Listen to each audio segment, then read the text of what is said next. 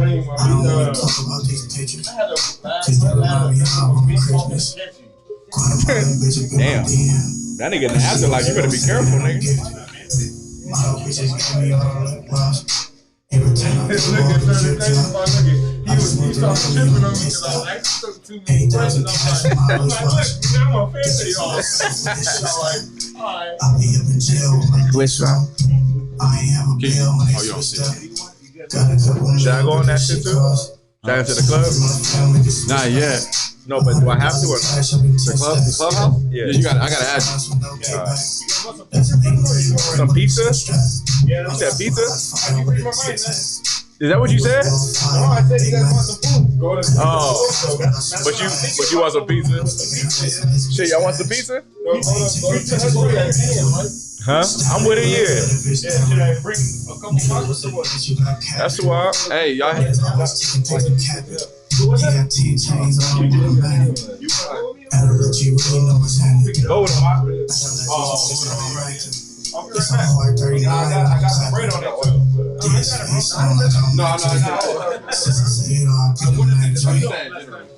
I thought Dub 5. Huh? You sure? Alright, brother, go ahead. Fuck it. Fuck it. You want to pay for it?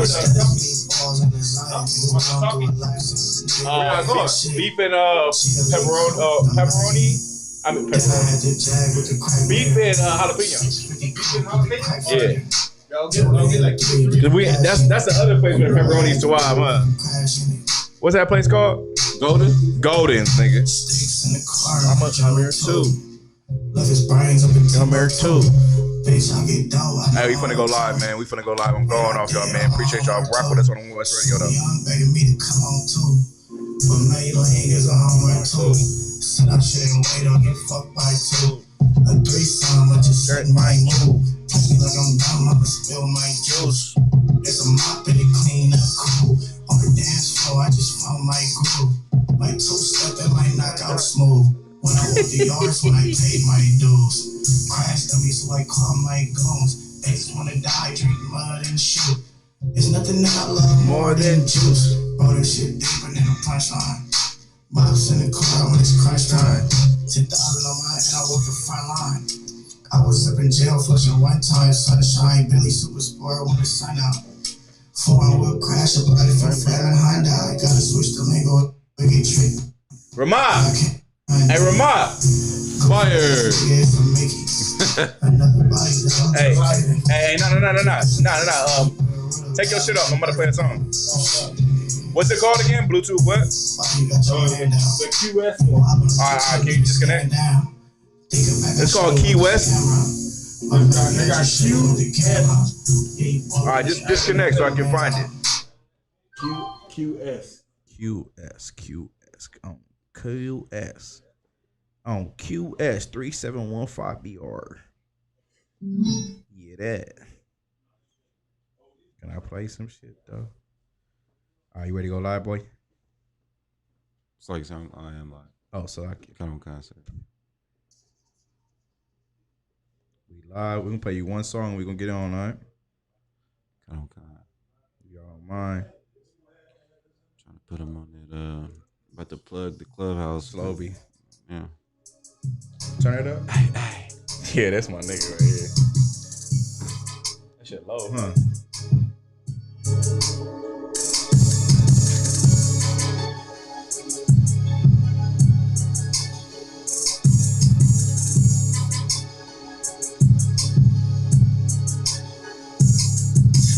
Nigga, this is Gucci, not Dior, nigga.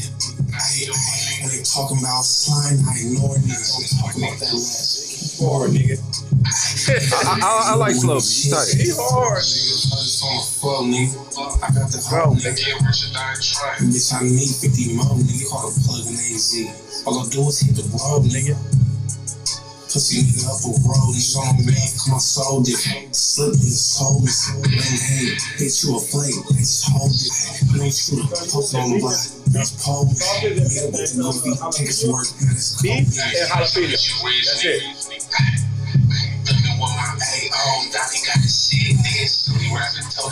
Kids, nigga. Bitches want that Drake, his strap to give me a shoulder rub. Take a field trip, science camp, you'll catch his leg. It was hugging on the block before I give her love. It's hugging on my Montclair sweater, I need to tighten up. Oh wait, still fuck the sex. I don't see us live on Facebook. We are. We are. Bitch, fuck it up, you heard what I said. Fuck it up, bitch. Well, look, nigga, this is Gucci, not Dior, nigga. When they talking about slime, I ignore niggas. Don't talk about that last. More nigga. Niggas look brand new when the chills hit the floor, nigga. I'm heard from a flow, nigga. I got the whole nigga. Bitch, I need 50 more, nigga. Call a plug in AZ. All I do is hit the road, nigga. Pussy nigga up a road, nigga. Let's get it. You ready? Let's go, man. Clap it up. One West Radio. We in the motherfucking building, man. You feel me? We in the building, man. I got to my right, I got Officer Tabawan, man. Hey, Shalom, Lord Christ, Shalom, Lord Christ. And to my left, I got Officer Commodore. Hey, shout out to Officer Commodore, filling in for the fill-ins, right? You feel me? We ain't here though, man. About to touch a few topics, man. Last week we went on self-respect. We went on our validation. We went on homosexuality, of course, which I found out again this week that gay is actually a slur. So we can't say gay. Don't say gay. You got to say homosexual community. Damn. Yeah. Shout out to Officer Bun. He put us up on game. You got to say homo. That's how you get your videos flagged if you say gay. You can't say gay. You got to say homosexual community. LGBTQ. Damn. Community. You understand? So anyone that's in that community, that's how we got to address them going forward. So can we say sodomite? I think that's in the gray area. Okay. I think you can say sodomite. It's not against it to say sodomite, but it will be, I'm sure, once we make it popular. Sodomite. Damn Gomorrites. The way we put emphasis on words. Right. You know what I'm saying? We got to be real careful, but sodomite would do. I like that one. That makes that gives me gratification. Right. When I call someone something. Sodomite. You sodomite. It don't feel good saying you member of the homosexual community. Yeah. Right. Oh, you know what I just realized? That's what they're trying to do. Right. They're trying to take away the gratification and how you feel by calling someone a so-called derogatory term. Damn. Hey, did I say that eloquently? Yes. Yeah. That's what the whole point is. The whole point is to take away the gratification and how you say a word that makes you feel like you won. Damn. No, that's real shit. Because I want to say you F word, but I can't say it. Right. That's the only one I really want to say. But sodomite feels good. Right. Like, sir, if I could, I remember General Muhammad was saying, how do you say it in the Hebrew? I think Officer Hassahab said that it's rakak. Rakak. That feel rakak. I think. Make sure that cock part is killing me right now. So like pause. But that cock part. But at the same time, rakak feels good too though.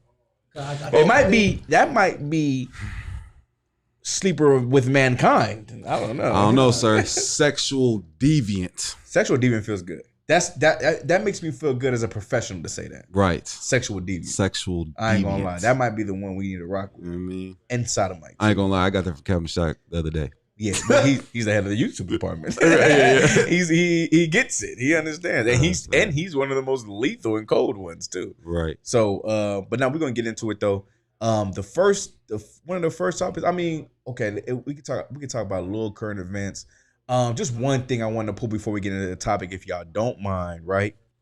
Pull some. It was something that I seen earlier. What you brought up, Tabuan.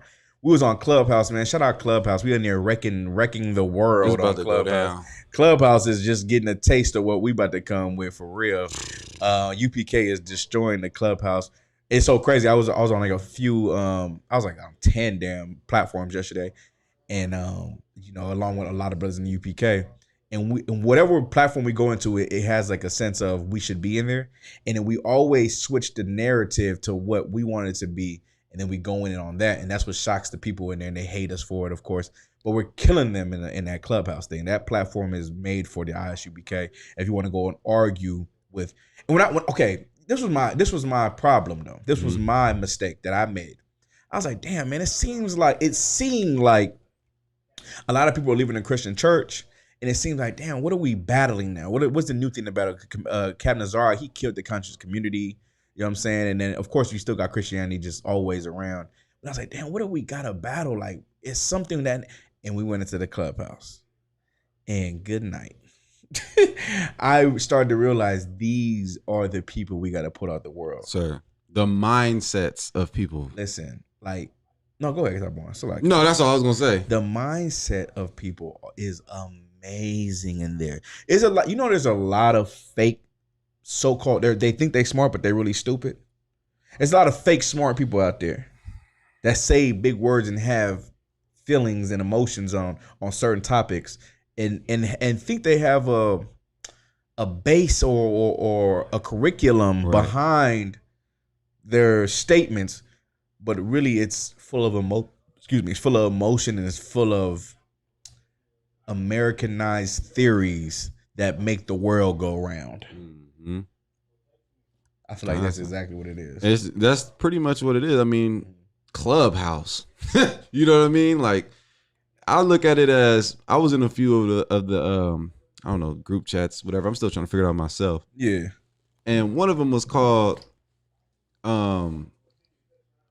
leaving black men or leaving black men for white men now, or some, it was a group of sisters complaining about brothers and how horrible brothers are, and how they're gonna go and get with white men out of you know what I'm saying? Oh, that's what it was. That one. Go ahead. You feel me? And they are reasoning among themselves. I couldn't do it too damn long, but I'm really trying to listen to them and hear their reasoning. There really is no reason. But I'm listening to their reasoning, and I'm like, this is like the mindset of our people, man. And it's I mean, Well, what you said earlier, I think we might as well just jump into it. That one was like what I see is a lot of fake Kevin Samuel type cats in there. They want to be that. They want to be a Kevin Samuel type thing. And then there's also women who hate black men in there, like amazingly hate them. Like, seriously. Hate men. Hate men. No, hate black men. Because there's black women encouraging other black women to go date white men. Not outside their race. Just not no heathen. Just white men in general. Right. Like they said, you need to go try these white men. I heard this story, right? This sister was saying how she was 33 years old with 2 kids. Mm-hmm. And her baby father, you know what I mean? On Clubhouse? They broke up and all that. And she said, and I went on a date with she went on a date with one brother. This is her story, of course. I couldn't speak because of my slavery. But she went on one date with one brother, and the brother was just so embarrassing that she was like, is this really what it is? So she this basically, she divorced her husband, went on one date with one brother, and was embarrassed for the brother and embarrassed that she went on a date with this cat. Then her friend told her that's married to a white man that she should try to try to go on a date with a white man, which was her friend or her husband's friend.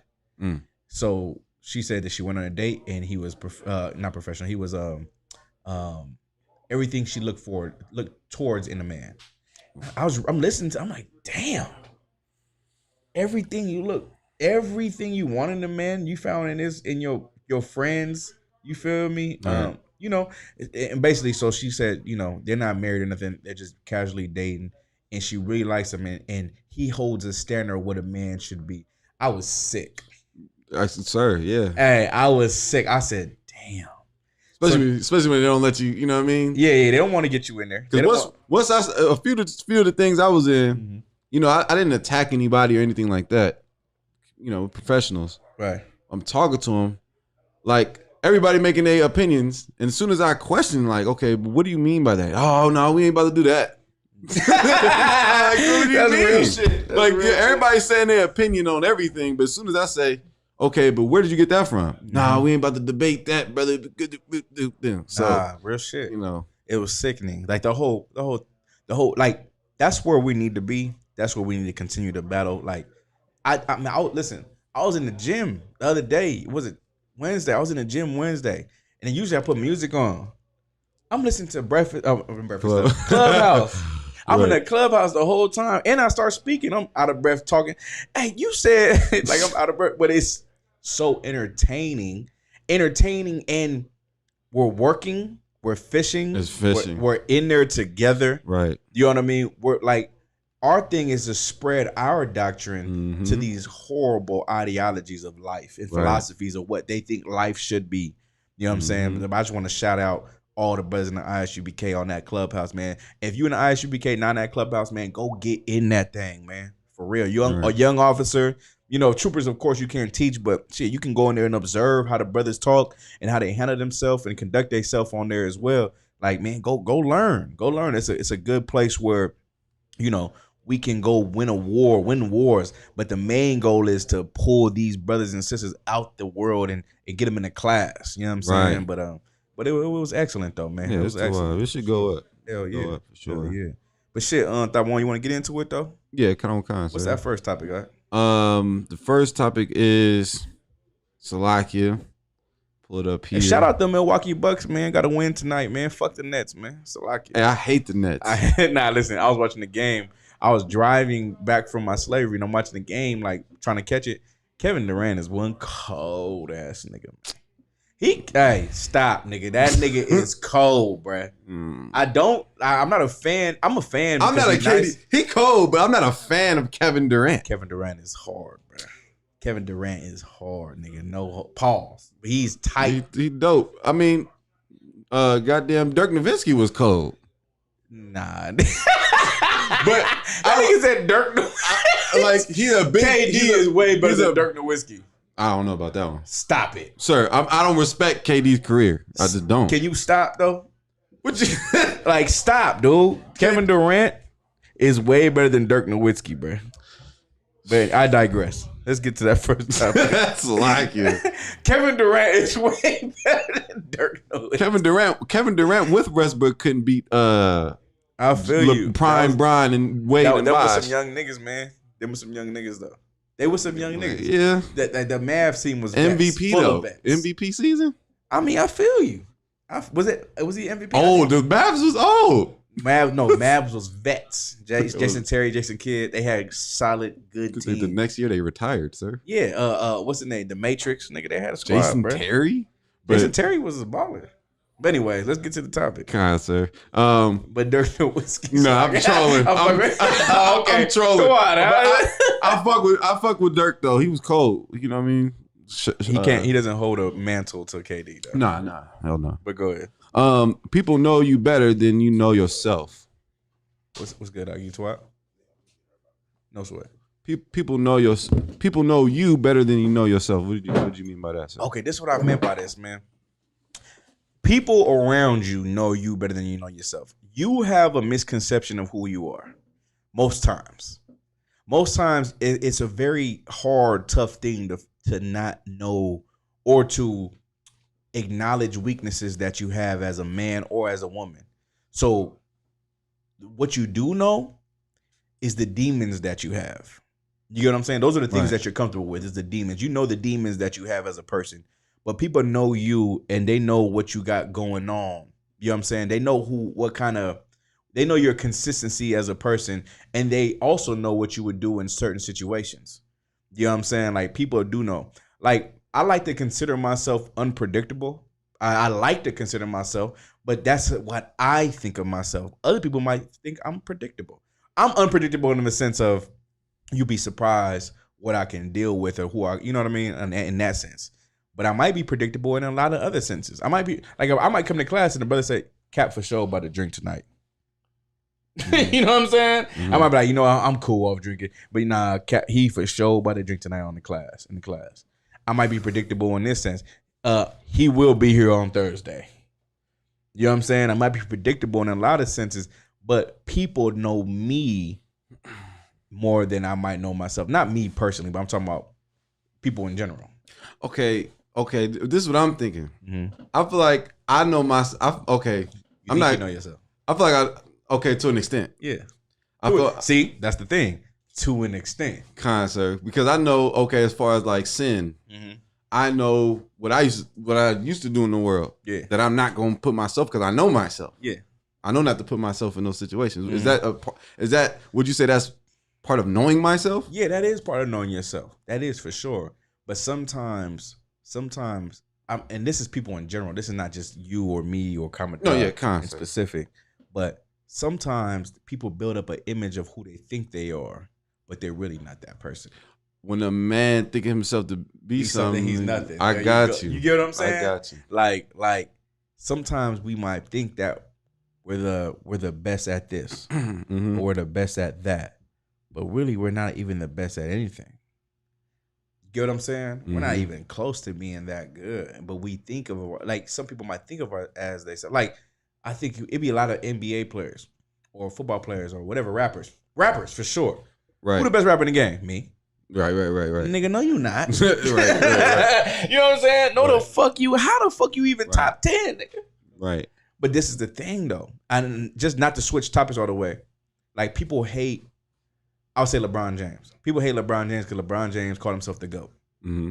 And people said, why do you call yourself the GOAT? Like, that makes you not the GOAT. And I agree with that, though. You feel me? I see where you're going with it. So is it like... No. That was like just a example of thinking you're some way, but really you're not, though. I got you. That's what I'm saying. Like, I don't want to divert because that can be that's an opinion and it's also argumentative. Like, you can go into that. You drink too much. You're an alcoholic. Yes. No, I'm not. No, I'm not. You get what I'm saying? Yeah. Ramak, what's up? I had a question. So have LeBron ever actually said out his mouth? Yes, he did. I'm the greatest player in the world. He said when he beat the Golden State Warriors, he said that made me think I was the GOAT. He said that. I hated it, but he did. That's neither here or there. Calm it down. Go ahead. So does it make you predictable because you make a statement about yourself? So now, like people, people compare you to other people that can be better than you. Say that one more time. So I was gonna say, so does it make you predictable because you make a statement about yourself, but there's other people that are better than you? You know what I'm saying? That doesn't make you predictable, but it lets me know what you think about yourself. You feel what I'm saying? Like it doesn't make you predictable because that's just a statement. Consistency makes you predictable. You get what I'm saying? Like, say, like, if you're a person who drinks, and every time you drink, you're drunk. That what makes you predictable. Like, a person starts drinking, you like, damn, here this nigga go with this drinking shit. He about to be fucked up and we have to take care of him. That's what makes you predictable.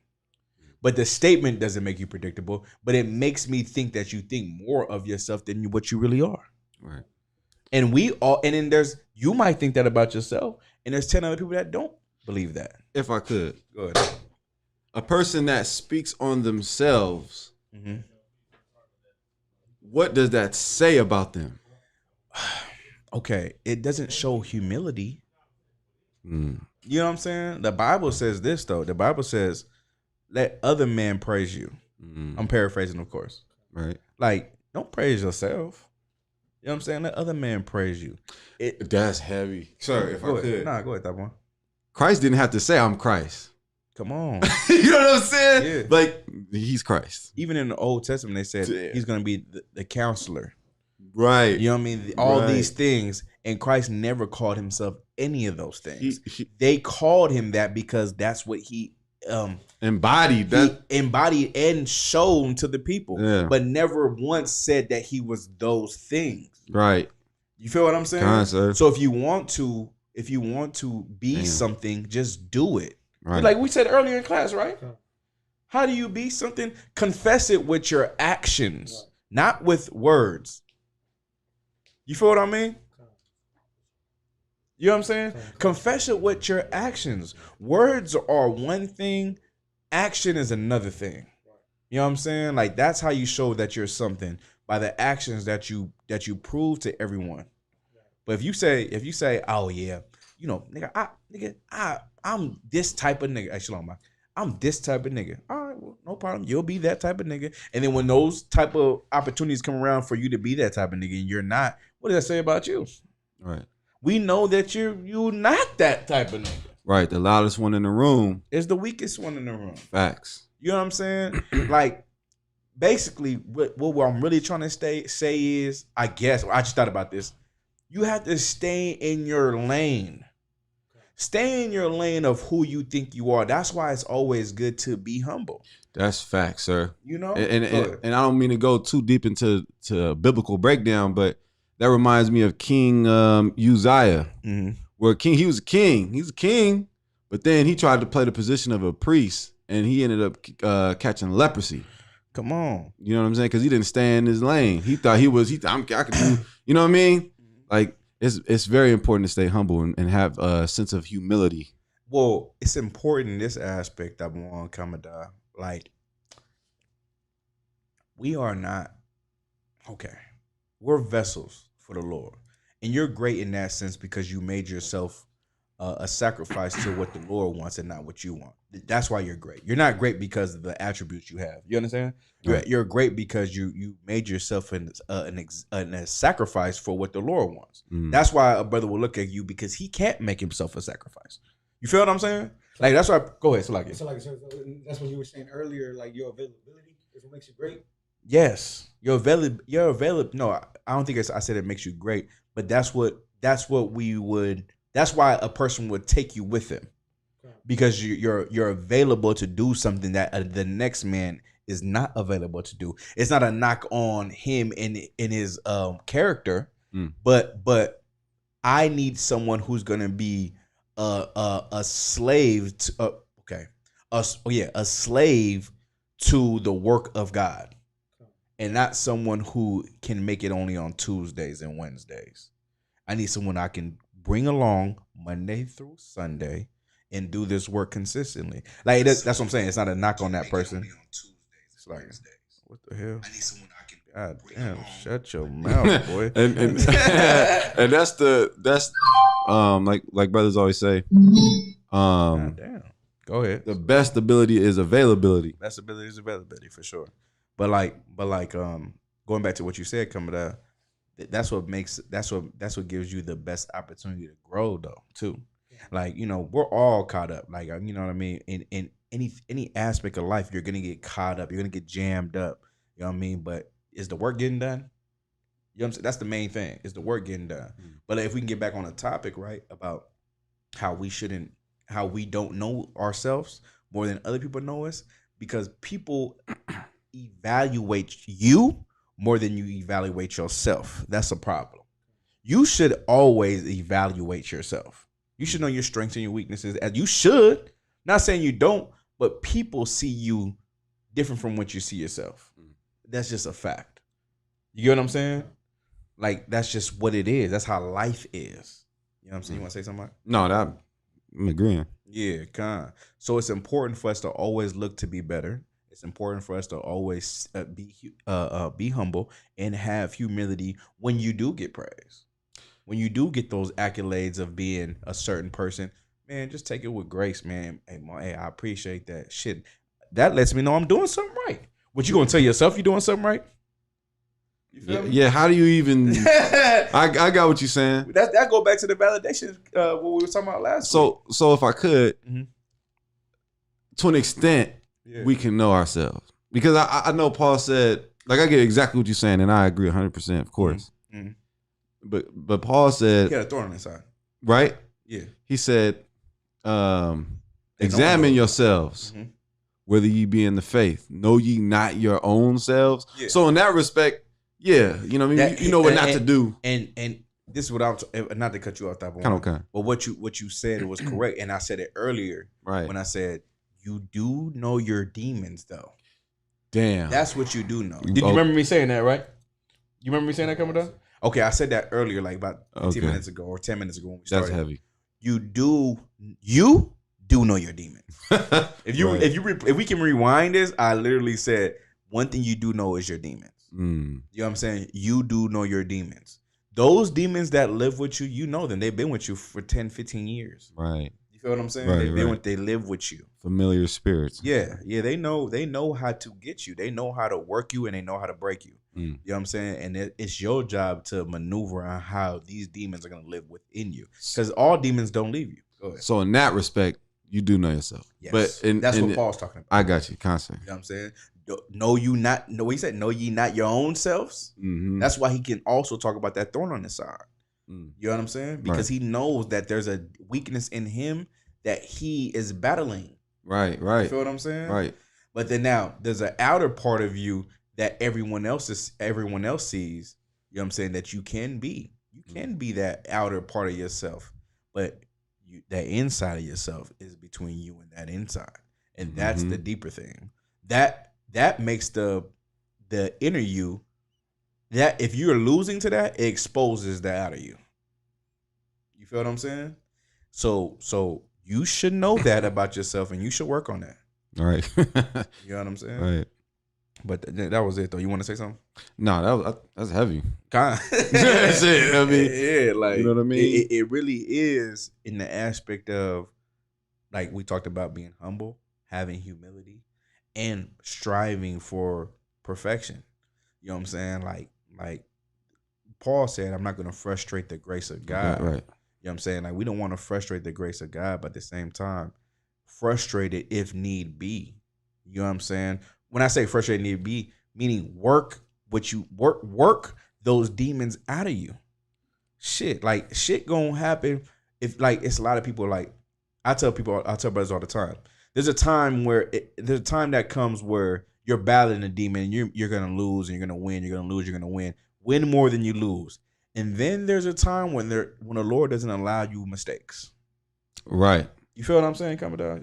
There's a time where all those mistakes, all those times of, you know, the length of time you've been in the truth to have an arsenal to be able to battle against your demons. You know what I'm saying? You have it. And now when you don't use it, now the Lord will start to strike that against you. Right. Because there's a time when you have to stop being a child. You feel what I'm saying? Right. There is a time, like when you a trooper, when you're an officer of 50. I mean, you know, not to say officer of 50s you're allowed to say. No, I'm not saying that. What I'm saying is there's those, you're in your early stages of time, you're building an arsenal. You're building an arsenal. And then when you become a grown, full man in the truth, there's no more time for mistakes. You feel me? That's real, because Christians will teach you, you can, as long as you do a lot of good, you can afford a little bad here and there. What's good? Huh?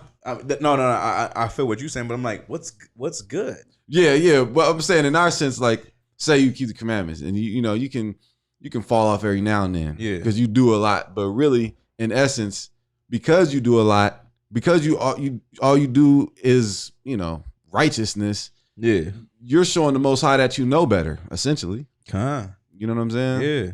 So and, go ahead. So when them tests come, them trials come, and things of that nature, you got to show the Lord you've been properly trained and you're ready for the battle.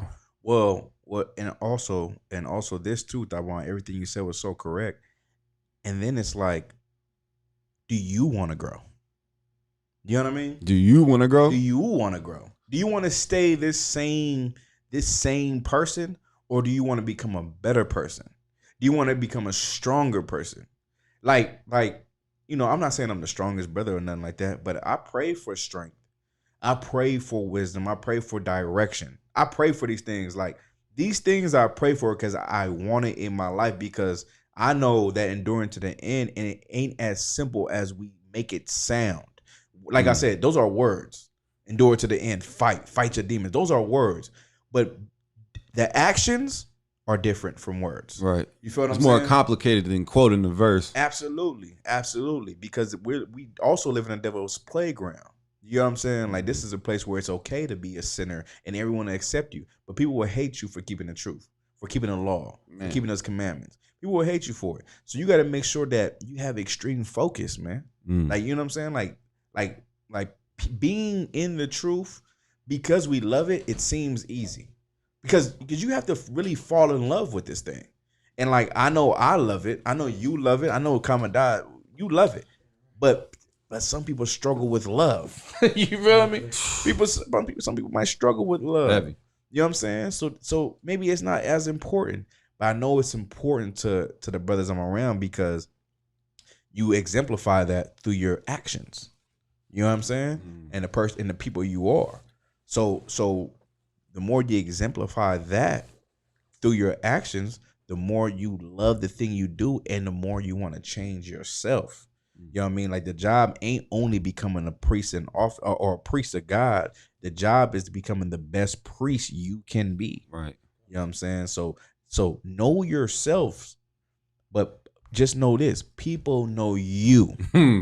Right. You know what I'm saying? Right. Like that's the thing. Know yourselves, but just know that people watch you, examine you, and watch what you're doing. So if you do one thing off, you might push somebody way the fuck on. That's why I've been told, and I tell brothers under me this, like, not to be long-winded, Salakia, but the way you're brought up, the way you do things, people watch you. They might watch you for a month, they might watch you for a year, but they watch you. The first mistake you make is the reason why they're not going to be in the truth. Damn. You feel what I'm saying? The first mistake you make is the reason why the Lord didn't gain another soldier, because you failed. You know what I'm saying? Don't fail. Don't fail at that. Like I ain't gonna lie. I make a confession. I remember being a young, I think I was an officer or a trooper. I think I was a trooper. I believe I was a trooper. And I did something against what we were taught. And it was one of my best friends, and he seen me. And he was fucking with everything I was doing. He was like, damn, you don't do this no more. You don't do this. And I what you call it? Like backslid? I think I was a trooper. Yeah, I was for sure a trooper. I did something against what I was taught. And it fucked him up. And I was like, damn. And I seen that. And it was a mistake, right? And I said, brother, I'll never do that shit again.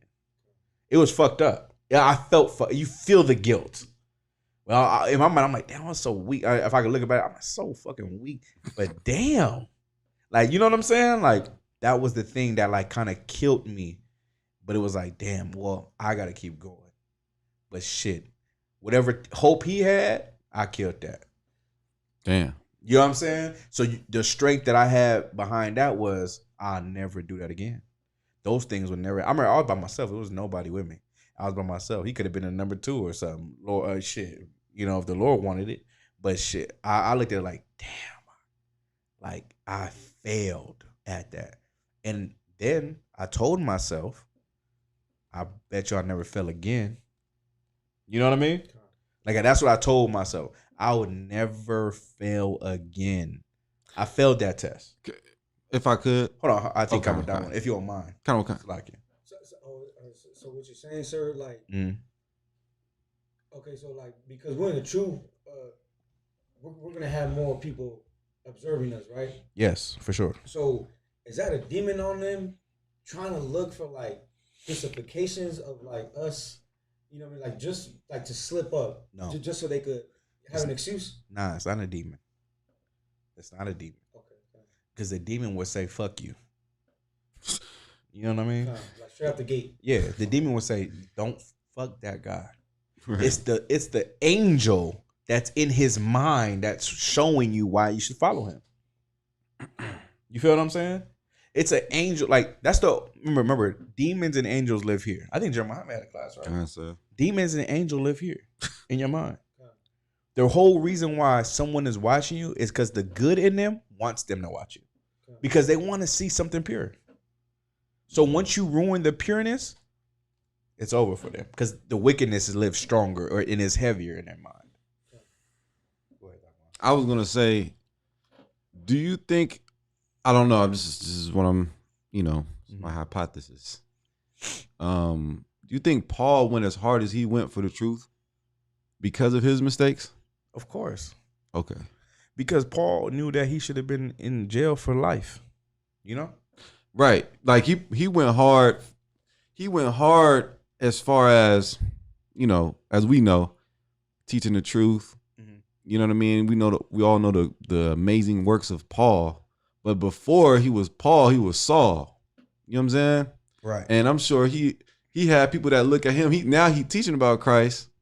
I'm sure he used to what's the word I'm looking for? What did he used to do? He used to persecute Christ. Mm-hmm. You know, and anybody that believed in Christ. Right. So I'm sure there were people that looked at him like, I don't know. After, right? Well, yes, for sure, because they were followers of him when he was a scribe, you know? But at the same time, there's also new people that see Paul and say, God damn, that's like Paul's, you know, just like a lot of brothers in the Bible, one of the most like amazing men. You know what I'm saying? Like, because of the mission he had and the wisdom and the ability to influence.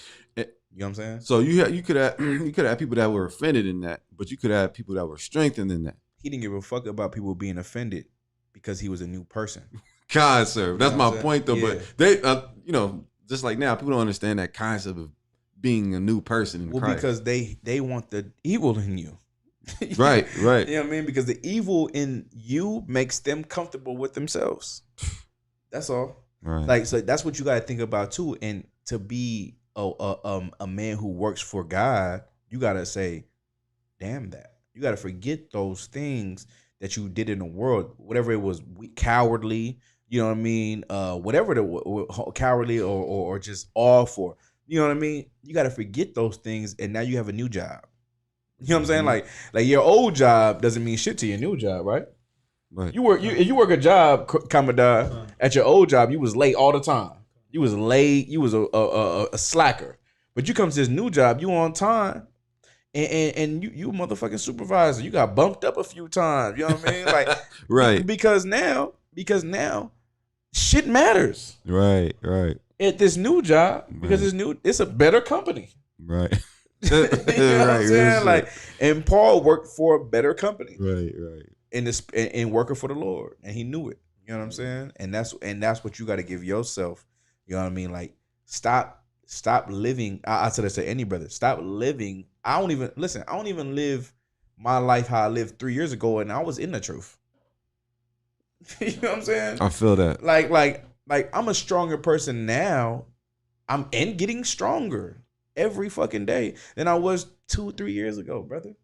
Like, those things, whatever I was dealing with then, I don't deal with now. I'm fucking stronger than ever. You know what I mean? Nothing can fucking stop me in my mind. But that's knowing myself in that sense. But if anyone feels different, then tell me, because I don't see it. You know what I'm saying? Like, I don't see me getting weaker. I only see me getting stronger. You know what I'm saying? And I'm talking about myself. You know what I mean? But that's how any brother should be if you're in this work. Things that stopped you in the past shouldn't stop you now, because we're getting better, bigger, stronger. You feel what I'm saying? Smarter and all. Gaining wisdom by the day. You know? But not to be long-winded. You want to switch gears? No, yeah, we can, sir. Or you don't want to finish that topic right there? We so wild on that? Do you have anything on the coming up? No. Okay, nah, shoot. You got something on that one? Nah, I think that pretty much hit the point. You know what I'm saying? The next thing you want to talk about, sir, was proving a friend. What exactly did you mean by that, sir? Man, like, okay, I'll tell you like this though. Because we're in the truth. You can put a precept in the pocket for it. I mean, I don't gotta pull it. We can paraphrase it, right? It says, I think that's in the Proverbs, I believe. Ecclesiasticus. Be not hasty to credit. Ecclesiasticus? Okay. Be not hasty to credit. Say it again. You can pull it. You can pull it if you need to. Don't be fast to credit. Right. Yeah, you can pull it if you need to. Like, okay, like, this is the thing. And from my point of view, and y'all can correct me if I'm wrong. Like, I think when you're young, when you're in high school, junior high, whatever, you like to call a lot of people friends. Anyone you hang out with is a friend to you. You know what I'm saying? Biblically speaking, though, you got to prove a friend. And that's why we have a 90-day program, right? We have a 90-day program because we want to prove a friend. And a friend, in your sense, could be a person that you just hang out with, that you laugh with, have a drink with. But a friend to us is someone who we would lay our life down for. Right or wrong. Mm-hmm. Like, so to gain a friend in the ISUBK, like to call me, if someone says, yeah, Captain Goodar, that's my friend. You know what I'm saying? Now, we don't throw around that word lightly, because being a friend, you know what I mean, is a brother. You know what I'm saying? Right. And you want to prove a friend. And really he becomes your brother. And then we start to love each other, start to hang out, do things with each other, you know, laugh together, you know what I'm saying? Go through hardships together, all those things, right? But the problem is some people ain't been taught that way. Some people accept everybody. If I could, just on the point you just made, I see a lot of tweets and social media posts where people be like, I cut off a lot of friends this year. Mm-hmm. Like, them people weren't your friends to begin with. Facts. Just because you called them your friends don't mean that they're your friends. We got to prove a friend, but as Captain Goodar is about to do, I'm sure, is explain what a friend truly is in the first place. Yeah. You got that precept? Go ahead. The book of Ecclesiastic is in the Apocrypha 6 and 7. Mm-hmm. If thou wouldest get a friend, prove him first, and be not hasty to credit him. Right, man. Don't be hasty to credit somebody. You know what I'm saying? Meaning this person picked you up. Oh man, that's my friend. Right. Like, why you like that's a friend to pick you up? Like, that's a friend to, you know what I mean? You know what a friend is, man? Can you give me that precept with what a friend is? A friend is made through adversity. Oh, right. Give me that. You got it coming up? If you could, if you don't mind. This is the thing, man. Like there's a lot of people who call each other friends, man. They call each other, a friend or whatever. But I have friends right here in ISUBK. You know what I'm saying? We are brothers first. You know what I mean? We're priests of God, of course. You know what I'm saying? And of course, if you want to jump in, let me know. But at the same time, like, you know what a friend is? Friends go through hardships. Listen, friends have to have hard conversations sometimes. Hey, so if I could, go ahead. It was a saying that someone said, I don't remember where I heard it, but it's so true and it stuck with me. You got to know who's gold and not who's gold plated. Ooh. You know what I'm saying? Come on, like we looking for gold in here, and you know, gold is in the UPK for sure. Man, like, I'm gonna tell you, man. Like, I love a lot of brothers, man. I met some good brothers in here. Like, people who are definitely call my friends. But I do have a friend. Like, I have a best friend. You know what I mean? Captain Razai. Shout out to my nigga Captain Razai. That been my nigga since the world to now. Right. And he the one that introduced me to the truth. You know what I mean? We've been friends forever. And that's my brother, like, you know? But like, the relationship I have with him is an example that I have with other brothers too. You know what I'm saying? Like, what I have with that brother, I take that to all my friendships of what people should be like. You know what I mean? Because not everyone would have a friend like that. You know what I'm saying? Where you like, damn, you know, fuck with this nigga and we hardships and whatever. Mm-hmm. You know what I'm saying? So you take that loyalty that you have for each other and you put that in every friendship that you have. You know what I'm saying? And sometimes, you know, if you was in the world, sometimes those things backfire because that person doesn't have your best interest like your first friendship had. Right. You know what I'm saying? Like, but what I know in the ISUPK, you build these friendships, you build these relationships with people. And now our job is, because in the world you can easily cut somebody off. But in here, you have to hold people accountable. Right. Even if I could, sir. No, go ahead. Like at the Slave, right? People be like, "Oh, yeah, these my friends." Yeah. You know what I'm saying? Yeah. And the whole time, like, say I work a shift with John Doe. Yeah. And John Doe hangs out with Jane Doe. Mm-hmm. But me and John Doe the only ones on the shift. And he talking about Jane Doe. Mm-hmm. She get on my goddamn nerves. Yeah. But Jane Doe's excited. When I work with her, she's like, yeah, man, me and John Doe, we had an amazing time. Like, we're such good friends. Mm-hmm. You know what I'm saying? Like people at the workplace, at school, you think because you're around them a lot and y'all talk about things that they're friends with you. Y'all are friends. Like the definition of friend is watered down in America for sure. It's watered down. You want me to tell you how you know you friends with somebody? This is like a dead giveaway, right? This how you know you like. This how you most time. This how you know you like. You're really close to somebody when y'all sound alike. Okay. Hey, listen. When you sound alike and when you talk like a motherfucker, right? That's how you know y'all tight knitted. It's because y'all say the same thing, sound the same way, act the same way.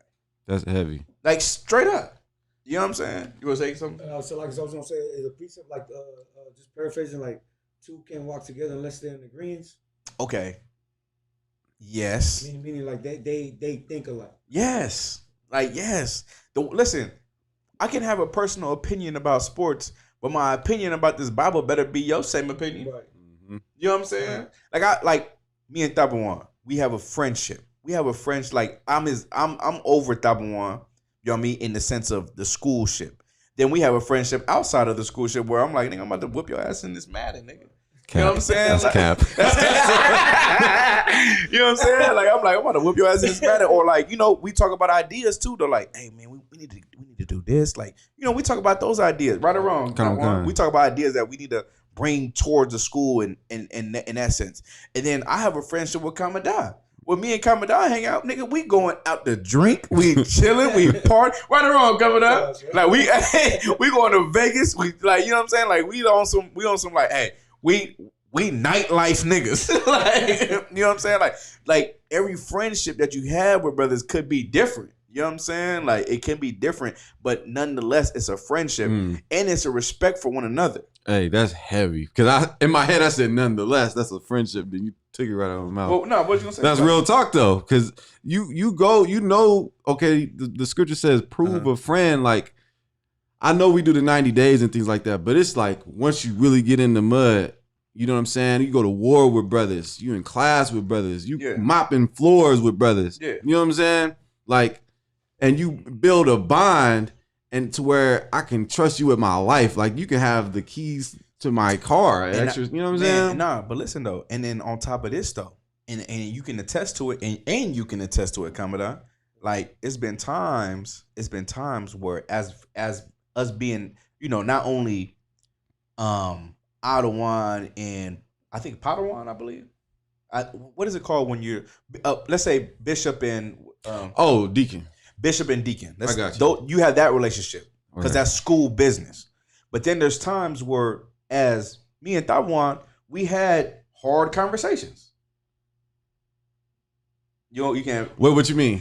Okay, when I say hard conversations, I mean things that are tough to speak on. I got you. But in a friendship, you have to speak on it. Right. Right or wrong? No, yeah, kind of. Like, but Commodore, same way. We had tough conversations. You get what I'm saying? Like, you know, it'd be things that we gotta correct on, or just like I might speak to you like how we gotta conduct ourselves. Not that you never misconducted yourself, but just like we had tough conversations that doesn't have to do with always in being enjoying one another. And that shows you you should really value having a true friend. That's what I'm saying. In this fake world. Come on. Because the world is full of fake people. Fake people. So when you find true loyal friends, hold on to them. But that's what I'm saying though. Like you have to have those conversations. Like Cornwall, me and Cornwall. Like, listen, me and Cornwall, Thawagabar, Regaya. Like them is my. Like it was me and another cat, he left. But it was me and then it was them that came under me, right? And you know what I mean? Hard conversations I had with them niggas. and those are my fucking brothers. You get what I'm saying? Like those are my niggas. Like, and I had so many hard conversations with each and every one of them, not all together, just one by one. One-on-one.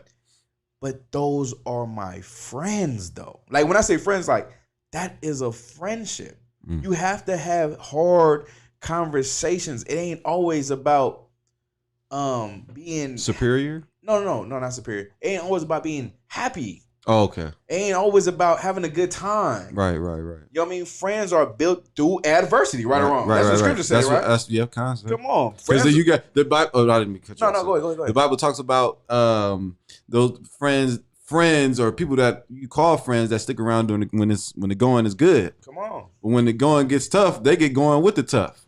You know what I'm saying? Well, no one, and then on top of that, the ISUBK holds you accountable. Right.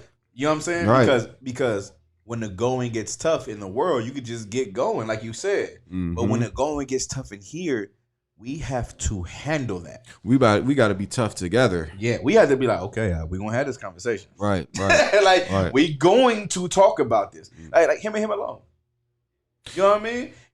Him and him alone doesn't always have to be a trespass. You feel what I'm saying? Sir. It can be a misunderstanding, which would sound like a trespass. No, hold on. You can wrap it up or something, or leave it in the box.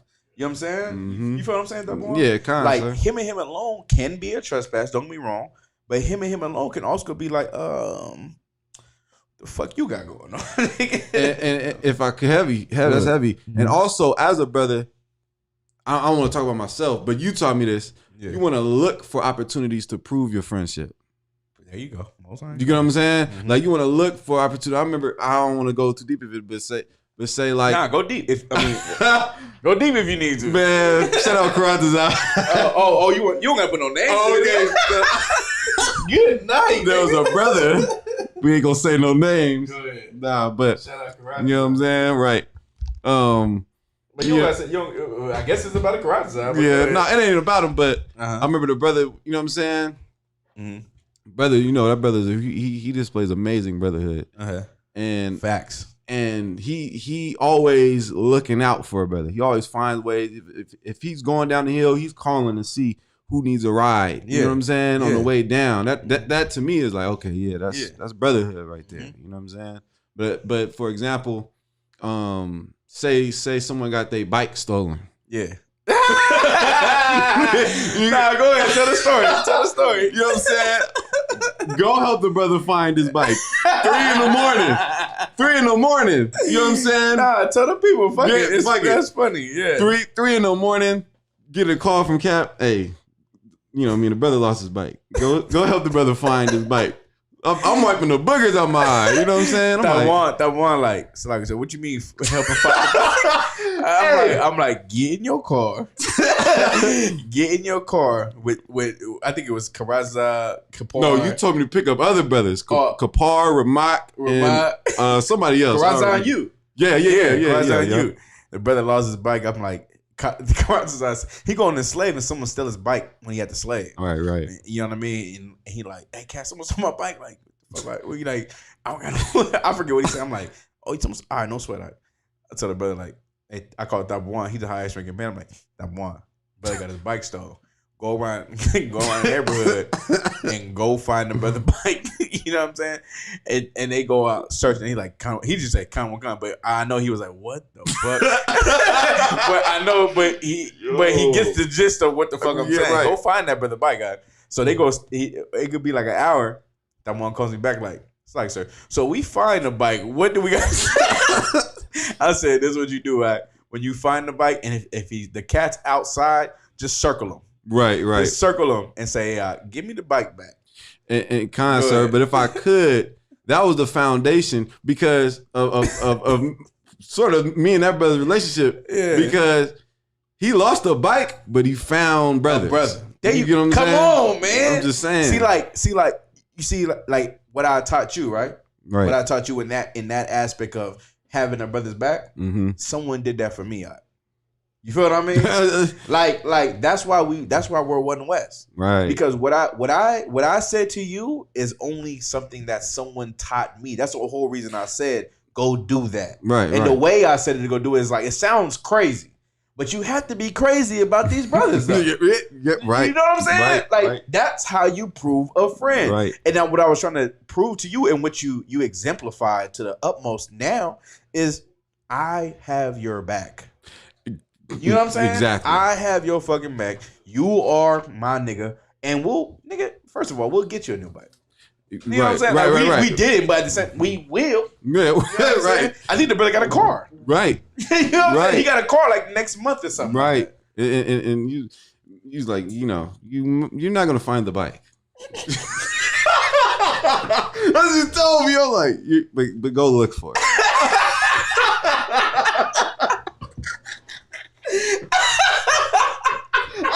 I'm half asleep. I'm like, yo.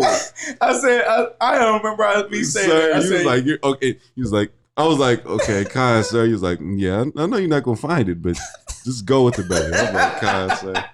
So that's a good but that really showed not only I'm sure him, but myself, like what brotherhood and proving a friend really means and how much I value brothers. And that's the thing, man. Like we value money. Like, I love jewelry. I love jewelry. I value jewelry. But it's nothing more than I value than what how a brother is, how he feels under my rank. That's what I value most. Is how a brother is. This is what I value most. When I tell a brother to do something for me, I want to see how he feels doing it for me. Because I want to know, I want my reflection on how I treat him to show me how he feels about me. You get what I'm saying? Like, and I say that in the sense of this though. I want to know I treat brothers correctly. You get what I'm saying? That is my validation to know I treat this brother with brotherhood. This brother knows I love him. You get what I'm saying? Right. Like that's proving a friend too. This brother knows I would do this for him. You feel me, Commodore? You feel me, Type of One? Right. Like I need this brother. He needs to know this, and most brothers do. Most brothers they know because we carry the spirit of One West. That's how. Listen, that's how I am. That's how you are. That's how you are. Like, and I'm saying that not because you're on the show, because I know y'all. I know that's how you do. You know what I'm saying? Like, you carry the spirit of One West because you love the next brother just like you love yourself. If you don't, then you're off. Then the truth ain't in you.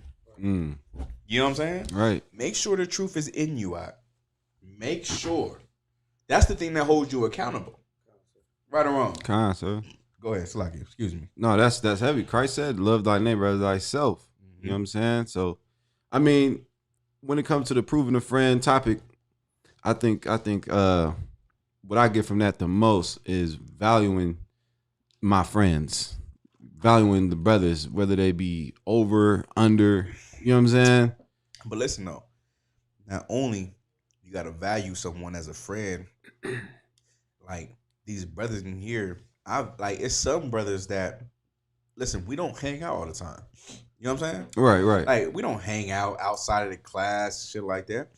But I need this brother to know, I'm your brother, though. We might not go to the, like me and coming out, we, like me and Taiwan, we don't go to the bar. Taiwan don't drink. Very seldom does he drink. He might drink a drop of some Hennessy that nigga just... some spittle, right?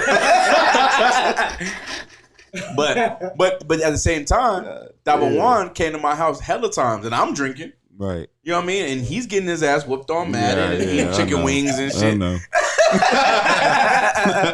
You know what I'm saying? And, or like it been times where Dabawan come to my crib and we working on my lecture. Remember that shit? Sir. You know what I mean? Working on my lecture. I'm making a nigga cookies because he a sweet tooth ass nigga. Hella. You know what I'm saying? It was those times, but like alcohol, like because I drink and he don't. We still nigga good friends. You know what I'm saying? Now me and coming out, we got a similar interest. Right. You know what I'm saying? We sip, we chill. We were driving to Vegas. We didn't sip one time. Right? We just listen to music. We bond over music and shit. You know what I'm saying? We bought like every friendship don't have to be the same, but every friendship is going to be respected. You know what I'm saying? Go ahead. So like if I could, I was gonna say, nevertheless, that when we step out on the right hand side, and we also talk about the truth. You know what I'm saying? We're not just out there, you know what I mean, trying to have a good time. Hey, but not to cut you off, Commodore, what you said was so right. But you can finish, but shit. Not only do we step out on the right hand side, people come up to us and see what the fuck we on. Right or wrong? People listen. People listen. I went back to the bar after the brothers in Texas, and when the brothers in Texas came over there. I went back to that same bar, right?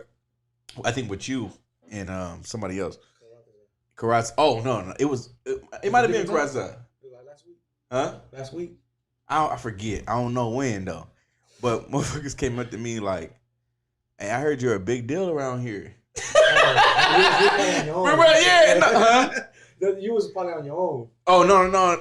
Okay, probably. Yeah, probably. Yeah. There's like, I heard you a bit. I'm like, the fuck? What do you mean? They're like, yeah, like people know you around here. Like you're big out here. And I'm like, I started thinking like, what the fuck? What you talking about? And they was like, yeah, your homeboy was telling me. I'm like, these niggas, man. Hey, cause I'm like, I don't. We be just dressed UPK. Yeah. You feel me? We don't. You know what I mean? If motherfuckers ask us, we'll tell them. But I was like, I'm laughing because I'm like, these niggas, it's funny, man. Because what I heard from them is like, they kept pointing it, like, the brothers like, yeah, that's the nigga right there. They pointed at me like, that's the nigga. And like, I'm like, would you knock it off? Like, like, y'all burnt out, my nigga. But at the same time, it's like, that's how these niggas be funny with that shit, though. You know what I'm saying? They be funny with it. Because I'm like, I hate that, like, that little fake, famous shit. You know what I'm saying? I'd rather not have it, but it was funny because the brothers that I went with that were under me, they kept telling people, yeah, he the one, he the one. So I'm like, hey, so go ahead. If I could, I know I've done it before, but I tell him, he's the man that's in charge in the West Coast. But the thing is, y'all don't be telling me that y'all be doing that shit. Yeah, so I be like, when motherfuckers come up to me afterwards, I be like, what are you talking about? Like, I'm like, I'll be so oblivious to what the fuck is going on.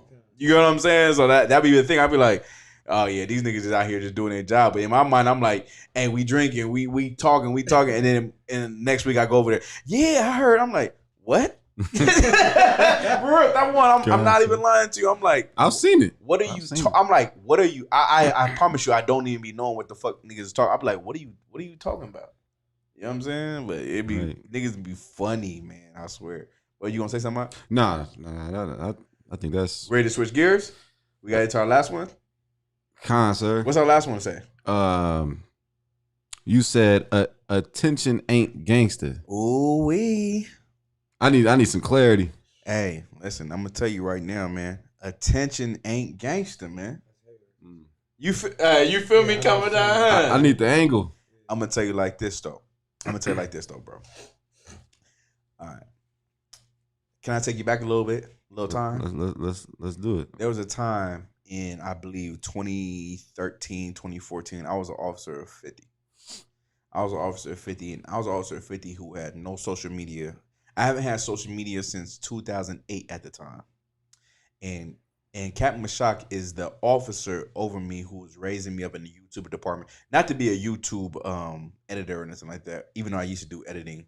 But he's raising me up to be a brother in California that does California videos. Mm-hmm. Sit down videos. Sit downs and stuff. Yeah, I used to do sit down videos all the time. Nervous as a bitch too. Just scared. Like, in John 3:16. I used to read for myself. For guys, because for God, nigga. I'm fucking with you. I'm joking. I know it. Yeah. So no, I used to have to do YouTube videos. So Captain Shock used to always get on me like, nigga, you late, motherfucker. Like, what the fuck? Check the fuck out of me. You don't want to be on the opposite end of those check-ins. I used to be, nigga, Captain Shock used to check the dog shit out of me, bro. I'm like, this nigga like me? like, I used to be like, what the fuck, man? Like, but, I used to be like, I used to be like, okay. This brother is mean. He don't fuck around. Yeah, he don't. So now, like, but then I have to endure the check-ins because the nigga was off, and you just don't know no better. And I grown to a time where nigga, me and him can laugh about it and shit like that. But it's just like, but he raised me in a certain way at the time where it's like, well, stop fucking bullshitting. Stop being a bullshitter, and you won't be on this side, on this end of the stick. Mm-hmm. And that's what caught me up. I don't bullshit. And I'm fucking, listen, he said, text me all the time. Reliable, dependable, predictable. Not in that order. You know what I'm saying? And that stuck in my mind, bro. That stuck in my mind and how I need to be. It worked for me. So much so that I am where I'm at now, humbly. So like, you know what I'm saying? No, of course. Like, humbly. But anyways, so what's the topic again? Attention isn't gangsta. Okay. So what was I going with that? Okay. So I did the classes and all that. And damn, what was I going? Why I going with Captain Shock thing? So like, y'all remember? I don't. Okay. But anyway, so we used to do the YouTube, we used to do the classes and all that, right? Do the classes, boom, boom. We get the classes, got classes done, you get checked from it and all that for doing the wrong thing. Then you start doing the right thing. You start getting better. I remember when I first got the credit for having a good video. I get a call, I'm like, oh fuck. Hey Shalom, sir. Yeah, hey, that was an excellent video. Yeah.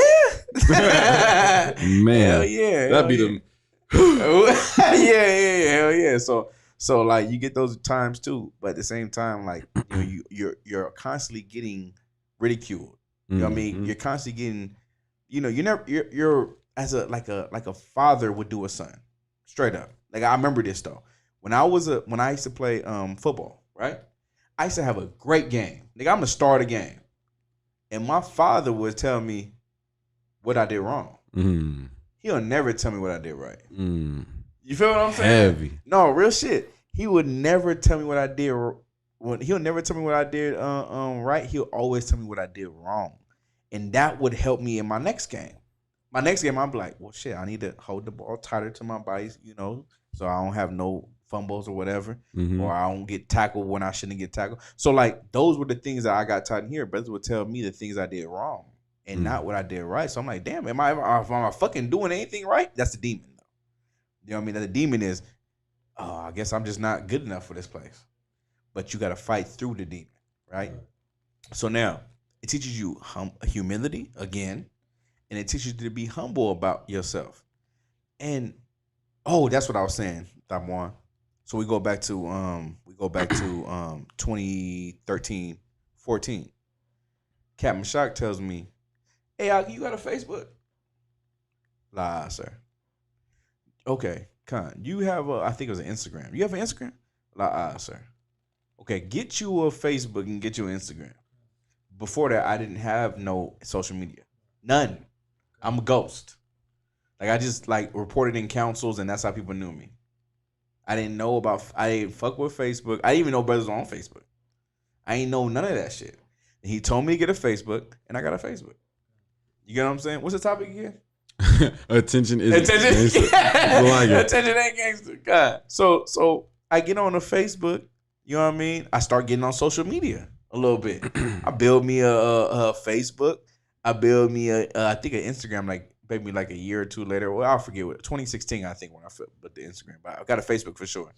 Then I got a YouTube page, and all these things are new to me. I'm not used to being in front of a camera. I'm not used to being seen. Excuse me. I'm not used to none of those things. These things are foreign to me because these things make me uncomfortable. You feel what I'm saying? That's facts, sir. Real shit though. I feel you. And also in my mind, it's not manly. Of course, this is the demon in me, of course. It's not manly to be in front of a camera. That's what I think. All the time, take a picture of yourself. That's not the thing that I want to do. You get what I'm saying? So now I get told, nah, this is how you push the truth out. This is how you get yourself out. And I'm like, I never even thought about it like that. I'm not that person that I wanted to be. You know what I'm saying? I'm not like I'm in the shadows type nigga. You have to be a person who has to be out there. You gotta push your brand forward. My brand was Southern California. No, my brand was the West Coast. Excuse me. You get what I'm saying? Okay. That was my brand, the West Coast. If you want these brothers to be out here, push your brand, push it out. That's all. So when I think about the attention ain't gangster part, it ain't gangster to want the wrong attention. But if you want to push out content for people to find the truth, you have to get down and dirty with the things that make you uncomfortable. That's heavy. Social media makes certain people uncomfortable. But uncomfortability builds growth. Makes you grow. If I can take you back to me being uncomfortable with being in front of a camera to me being comfortable with it now, it's uncomparable. I want people to see me. Not me, but I want people to see our brand. I want that one to have every social media outlet out there cracking and have his face on there. I want your face to be on there. I want my face to be on there because we need to push it because that's where it goes. But let me rewind you back. But wanting attention still ain't gangster though. So doing things with the hopes of getting attention, is that where you going with that? What kind of attention do you want though? I for myself, like I don't. You get what I'm saying? I get what you're saying. Uh-huh. I'm saying like for me, like how you went into you, like for me, like I hated taking pictures. I hated being in front of the camera. You know what I'm saying? Like you're from California. Sir. Like, listen, this ain't no dig to nobody. Not to cut you off either. Mm-hmm. But when you listen, I don't think people want to even get it. When you from California, niggas don't get in cameras, bruh. Yeah, she want to face. Like, you want to face? You want to FaceTime me? Listen, niggas don't even get on camera. Like, that shit is strange. That shit is not normal to be like, yeah, whoop de whoop, send me a picture. That's just weird. Hey. That's like, real talk. Like, but I'm just talking. Like, I'm talking about from 2013, 14. That's from me. I was like, this shit. What you want me to do? One of these? Man. You want me to? You know what I'm saying? Like, listen. If you see any of my pictures, bro, it's always someone taking a picture of me. I would never do. Yeah. Hey, it's crazy. When I first, it's like, go ahead. If I could, when I first came to school, when I first became an officer, like I wasn't. I didn't really care to be on camera. I still don't.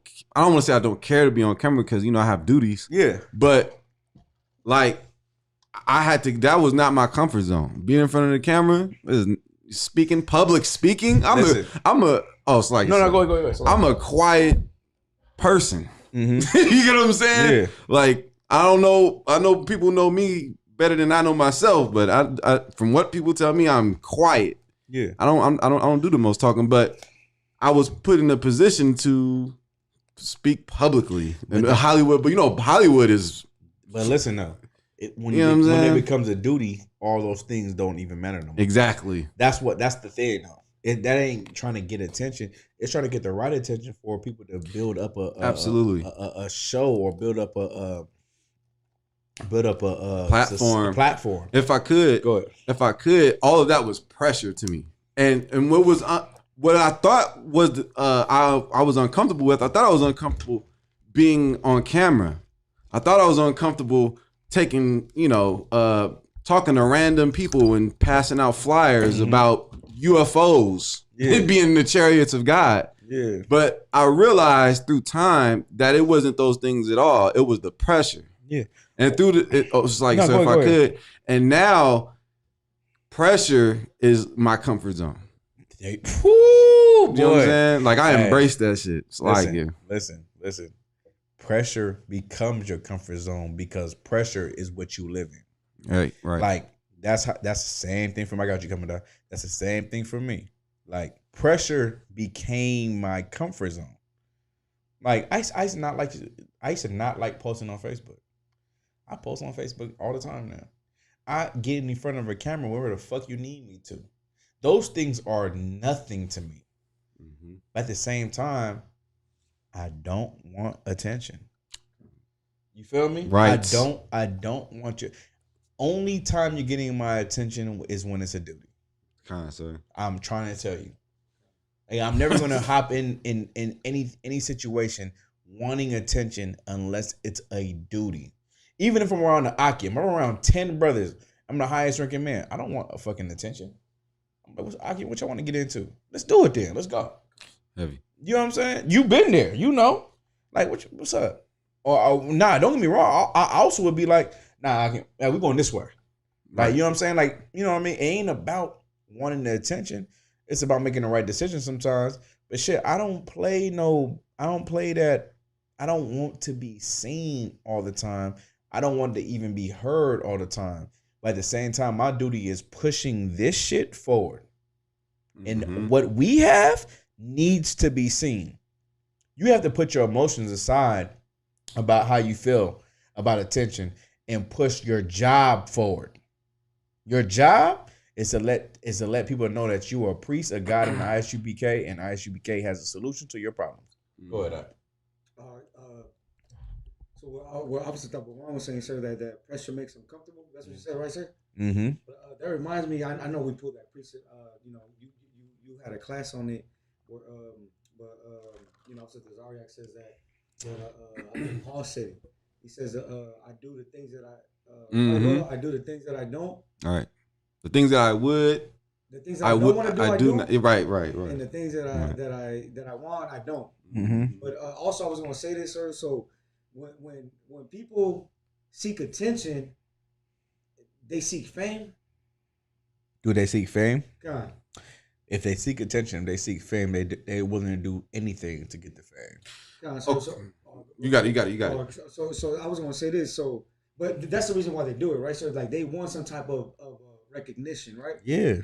And I was going to say this, that I remember Commander General Yohanna said this because he had that one interview with a Russian news lady or whatever. You know what I'm saying? But he was bringing this out that I hear the Russian. He was bringing this out that he said that the Lord makes us famous.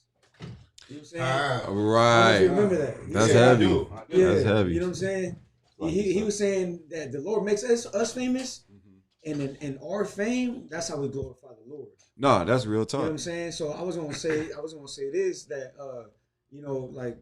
that's the reason why I asked this. Like, when they seek, what's the topic again, sir? The attention. The attention. When they seek the attention, like they seek fame, but the fame that they're seeking is evil and wicked, right? Yeah, like I would even go down to say like that's borderline, if not, full on clout chasing.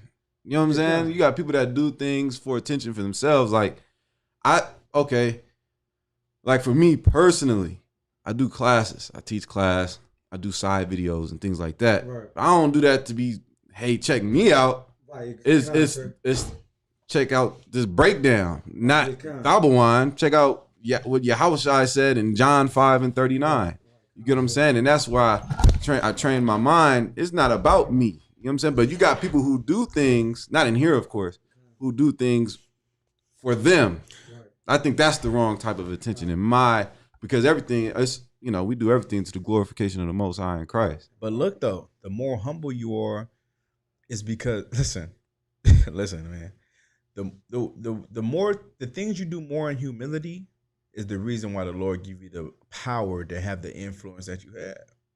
Like he don't want the wrong. Like listen, there is people who are built for the wrong attention, and people go get to them. But then there's people that have humility and are humble as a character, but not humble in what they're teaching. You get what I'm saying? I'm not humble in what I teach. You feel what I'm saying? Yeah, that's what I was just saying. Yeah, like when I go and teach a class, I'm not humble about teaching my class. You feel me? Like if I have to teach on humility and humbleness, then I will. But I'm not humble about this breakdown. Because motherfucker, like, you can't fuck with me. That's how in my mind. Mm-hmm. Like, you cannot fuck with me on anything that has to do with this Bible. I don't care who you are. You know what I'm saying? If we talking about these scriptures and this Bible, like, you cannot fuck with me. And I'm going to make it clear that you can't fuck with me. and then we're gonna talk about anything that you have a dispute about. We'll get on that, and I will not get on that humbly. Mm-hmm. You know what I'm saying? So now, if I'm going to teach a class, I'm teaching that class in full integrity on how that class needs to be taught. Whether it be a class on baptism, separation. You know what I'm saying? Gentiles, whatever the class may be, the spirit of that class is going to be taught on that class. You know what I'm saying? So now, if you want to battle me on something, now the spirit of battling is going to come out. You know what I'm saying? So, but it has nothing to do with attention. It has everything to do with what the Lord wants at that time. You know what I'm saying? So now, the person, now if I could talk about attention being not being gangster, if you want the wrong type of attention, what kind of person are you? Mm-hmm. As a man especially, you can't be a man and want the spotlight to be on you. You have no reason for the spotlight to be on you. You know what I'm saying? That is homosexual, right? That is gay. It's gay for you to want motherfuckers to look at you and you got nothing to say. It's gay for you, or it's out of your character for you to want to be seen by other men or other women for the wrong reasons.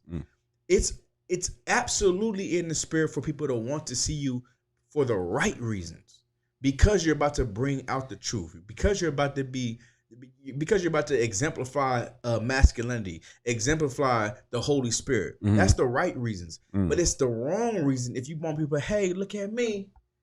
I'm this, I'm that. Look at what I'm doing, what I got going on, the money I'm making. Like when I see these rappers out here flashing money in that, I'm like, brother, like, if I can revert back to the world, if I can revert back to the world for 1 second and be humble when I say this, if it was a rapper in my city who was flashing money in my city, he's getting stalked.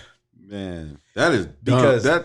Because that is not gangster. Yeah. You feel what I'm saying? Yeah, constantly. It is not. I'm stalking him. My whole career will be stalking him. Everywhere he goes, follow him. If I find him, I'll never stop following him. Like type shit. Like, why is that gangster? That is attention ain't gangster.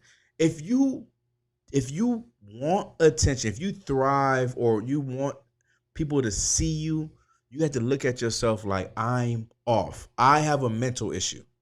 Because why would anyone know all your moves, everything you're doing? Yeah, if I could, so that goes into last week. We were talking about people just want validation.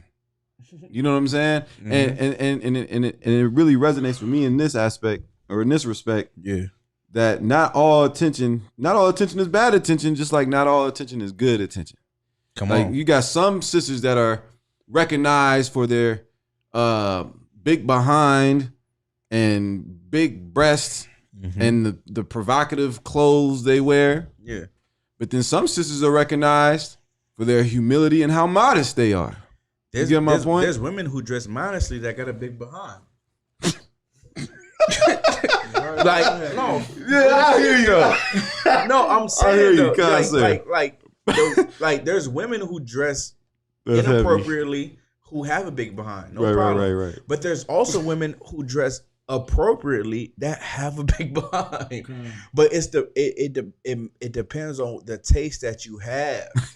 You get what I'm saying? You nigga laughing his ass off. What happened? No, I'm saying like I 100% agree. I'm saying like they do that for attention. But the sister who's modest and humble, she doesn't do that for attention. But no, I can't not pay attention to that. Yeah, you know what I'm saying. So there's a good and bad attention. Nah, facts, man. Like women, I don't even count into this gangster conversation because women are simple. Like when I come into interaction with a woman who is like that, I just assume she doesn't have a man. Like what? Like who is, not modest, who opens her mouth and talks to a man or argues with a man. I feel like that woman does not have a man. Because if she had a man, she would know a direction on how to speak or how to handle herself in public. You know what I'm saying? So like you got women out here who are married, who are very disrespectful to their husband without him knowing, because he is he is included into America's brainwashing into letting your woman do as she pleases. Right. You know what I'm saying? He's included in that. So he doesn't check her when she walks out the house about her breasts or about her ass being out. Oh, he better not. Yeah, he better not because nigga, who the fuck is you? Right. So now, man. because you a suck ass nigga and wanted to meet an attention whore, now you're bringing attention to that bitch, and meaning you wanted that attention too. What makes you not gangster? So now, if my woman walks out the house or tries to walk out the house with something that's inappropriate, and I say, hey, check it out, you fucking can't wear that, and we have an argument about it, we just gonna argue about what the fuck going on, because I don't want attention going to her, because what a woman doesn't understand is she can go outside thinking it's a hot day, and what she got going on is appropriate. But at the same time, I might put a hot one in somebody, and I don't want to do that. You know what I'm saying? Bars. So like, she needs to understand that as being a loved one to you. Mm-hmm. Like, if I love you and I say, listen, if you go outside with that, and some nigga disrespects you, I don't know, I can't contain what goes on with my 45. You know what I'm saying? It puts big holes in people. So you should be careful on how you go outside, and let's consider each other. You remember me, type of one? God, let's consider each other. Like, now, that's not my argument, but I'm helping y'all in y'all argument when y'all go out. My argument is way different from what I just said, but I can help y'all out in y'all argument. You get what I'm saying? Listen. You have to take attention off a lot of things, man. Attention breeds demons. That's the whole point. I texted you this. Attention breeds demons. Demons pull out old demons in you to make sure the solution comes together, or the problem and the solution comes together for the verdict of you being fucked up. I understand. You know what I'm saying? I understand. And it doesn't have to. My example of a woman being underdressed is not just the only one, though. It's so many. It's so many. It's so many. That's just one that everybody can relate to if they have a woman. Now, if you have to tell a woman, not to be long woman, thought you want to say something? No, you got it. Not to say that being not to say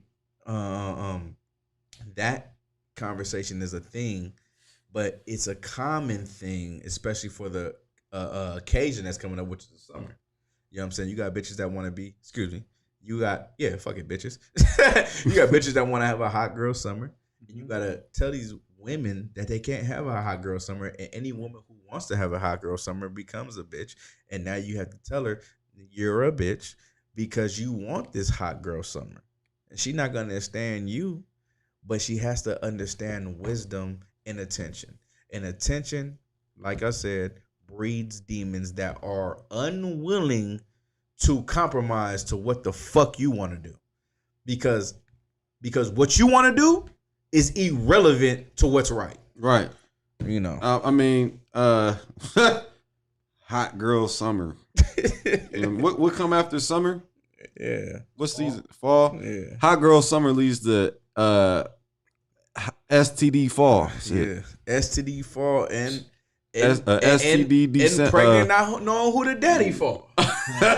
You know what I'm saying? Like, that's what it really come down to. And we got to stop the bullshit. Now, okay, we can get back on the topic about attention. Now, listen to this, though, Taiwan Commodore. There is a certain type of attention that you think you shouldn't have, but your woman thinks she should have. Because there's a lot of women who believe that, okay, I was in a clubhouse argument the other day about women having a hot girl summer. And about how a brother would shut a hot girl summer down. And a woman says, I don't have to be a hoe to have a hot girl summer. I can go travel, I can do this, I can do that, and not have sex with anybody. Why you're saying I can't do that as my hot girl summer? And I hopped in and I said, well, listen, sis, the phrase hot girl summer means hopping on dick. Literally. Yeah, it means the phrase hot girl summer means you're having the time of your life sexually active. It doesn't mean traveling and seeing the world or nothing like that. Brazil. Yeah. You was in that? Nah. Oh, so like she said that shit. For real? Yeah. Bing. Yeah. She was saying that. Yeah, bing. Niggas don't know that. I be getting ping left and right. Ping, ping. But what I said was like, when you say things like that, hot girl summer, that gives the appearance or the what's the other word? Impression The water. Mm-hmm. The impression that you're trying to sleep with multiple men. Mm-hmm. You know what I mean? If you're sleeping with multiple men, then that means you have a hot girl summer. Now, if I tell my woman she can't have a hot girl summer, and she said, "Oh, she can't travel, she can't do this," that I said, "Listen, my woman can travel wherever the fuck what she want to do." But hot girl summer has nothing to do with just traveling. It has every example of how to travel on dick. You know what I'm saying? Like you're traveling on certain dicks. Disgusting. Wherever the fuck you go. Disgusting. That's what a hot girl summer is. What'd she say? She agreed, and the people agreed in the room because hot girl summer has nothing to do with having a good time. Right. It has everything to do with having sex with multiple And partners. being a whore. Yes. So that's like thought. That's what the bitch what's the bitch name that rap?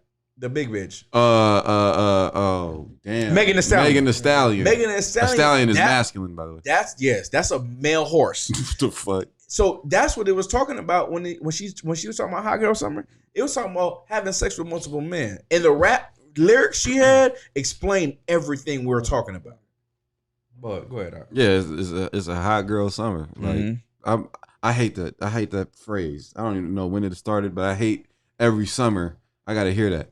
You know what I'm saying? Hot girl summer. That's like saying Netflix and chill. Everybody knows what that means. Netflix and chill mean pick a movie and commit adultery. Right. You know Hey, these phrases, man. Like, listen, I didn't Netflix and chill with my rib all the time, but I can imagine what Netflix what's it called? Netflix and chill really mean. Right. Listen, when me and my rib Netflix and chill, we're literally watching something. Right. Because we're married. Right. So Netflix and chill when you're not married or you are married and about to commit adultery means you're telling someone to come over so you can commit adultery. Has nothing to do with Netflix. No. That's what I'm saying. Like I'm with my woman, and if we Netflix and chill, I'm falling asleep. Yes. I'm eating hella junk food. Right. You know what I'm saying? Yeah. And we maybe have sex. like you feel what I'm saying? Like maybe. But like people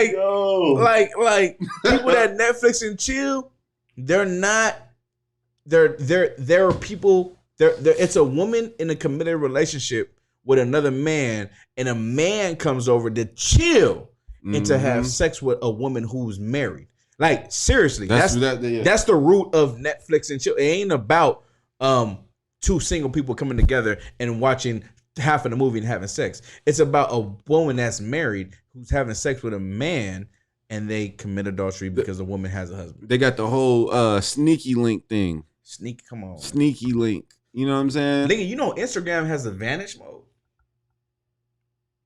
Nah, You know that, huh? What is that? You just so good. No, like what is that? Instagram has a vanish mode. What I'm trying to tell you is they push you having sex with multiple people because they have a vanish mode where you can talk to somebody and the conversation goes vanishes. Away. Yeah, that's crazy. Yeah, like is it in like a what is it though? Like it's just a thing where you could talk to someone and then like when they respond, you read it and it disappears. Cold game. Like you can delete it, like of course, but then they like nope, it vanished, nigga. It's anytime you reply, it vanishes. So hey, technology is crazy. Apple coming up with an update. 15 OS. I don't know what it is, but where you can screen share on FaceTime. I seen that. I seen where you can watch like a movie on Netflix and still be on FaceTime. She was like, show me who you've been messaging. Yeah. Yeah, Apple cold. Yeah. But she's No not problem. gonna do that. No problem. Yes. No problem. You want to see my message? No problem. My message is gonna be like Tabuan, Kamada, Rajazaya, Lab, Cuomo. That my message, like, all, if you go look at my log, nigga, this is work. This is man of the Lord. That's all. You know what I mean? But let me say this though. Attention ain't gangster, man. Listen, man, if you have a job to do like we do, man, do your job. Find it, man. It's amazing to do if you're pushing it for your organization. If you're pushing it for yourself, I mean, don't get me wrong. If you have a brand or you have a company, man, hell yeah, man, you got to do it. You have to.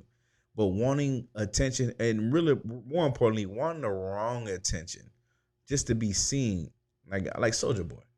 Soulja Boy said, "Nigga, I'm the first nigga to do this. I'm the." That nigga's a hoe, bro. Like Soulja Boy's a hoe.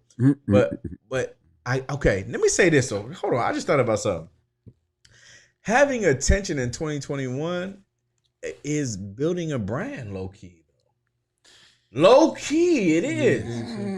No, seriously, nah. If you think, for real though, Tawan, Kamadan. If you think about it in this sense,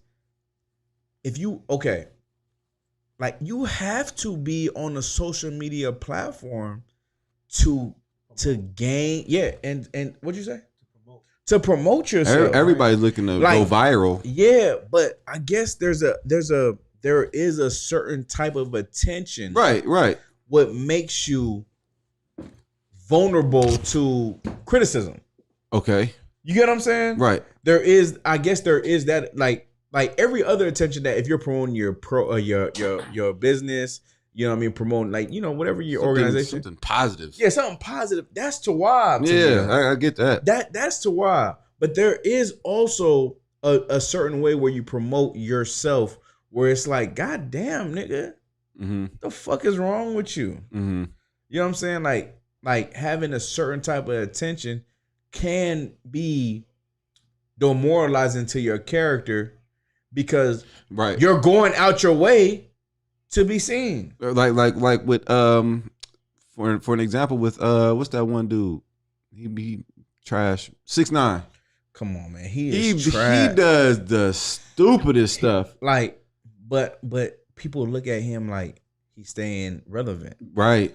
But like that ain't gangster. That's not that type of attention is not. But like if you have a business or if you have an organization, if you have something to where you're like, hey man, listen man, I got this. I fuck with that. Mm-hmm. You know what I mean? Because you're cutting out the commercial business. You're doing everything. You're doing. I can respect that. I can respect that. That's gangster. Mm-hmm. But there is a non-gangster way to want attention though. Mm-hmm. And that non-gangster way, nigga, you're gay. You're homosexual. Of the homosexual community. Yeah. LGBTQ community. You want to say something before you roll with that one? No, sir. Hey, man. Hey, it was another good topic show. We got to keep it rocking like this next week, man. We're going to have Karasa in the building next week, too, man. You feel me? And Lord willing, Kwamo. What you going to say? Sir. No, absolutely. Hey, man. Hey, appreciate y'all for rocking with us, man. We're drinking on Don Julio. We're drinking on good shit. And we don't want no wrong attention. We want all the right attention. You feel me? Because niggas is gangsters. So like it. Trying to bring it all home. Yeah. With that, hey, prove a friend. What was the other topic? Damn. It was prove a friend. Attention ain't gangster. And the wrong attention, of course. Right. And then it was people know you more than you know yourself, man. So always self-examine.